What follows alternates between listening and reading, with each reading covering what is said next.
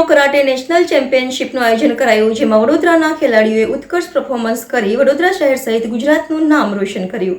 68મી national school ગેમનો Thyagaraj stadium તેમજ 3 કી all India interzone karate championship 2024નું દિલ્હી ખાતે આવેલ તાલકટોળા સ્ટેડિયમમાં આયોજન કરવામાં આવ્યું હતું, જેમાં ગુજરાતના વિવિધ શહેરોમાંથી ખેલાડીઓએ ભાગ લીધો હતો.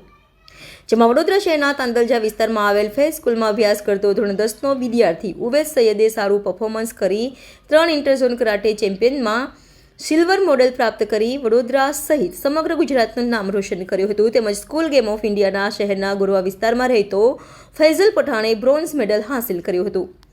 આ બંનેનો ખેલાડીઓ અબ્બાસ સૈયદના નેતૃત્વમાં ટ્રેનિંગ લઈ રહ્યા છે. સાથે દિલ્હી ખાતે યોજાયેલ ચેમ્પિયનશિપમાં કરાટે ડો ફેડરેશન ઓફ ગુજરાતના પ્રેસિડેન્ટ કલ્પેશ મકવાણા તેમજ વડોદરા શહેરના વિકાસ સોઢીની ઉપસ્થિતિમાં યોજાઈ હતી. સાથે રિંકુ સોઢી, અલીફ પઠાણ તેમજ આદિત્ય ભંડારની કોચિંગમાં મેડલ પ્રાપ્ત કરી વડોદરા શહેર સહિત ગુજરાતનું નામ રોશન કર્યું હતું.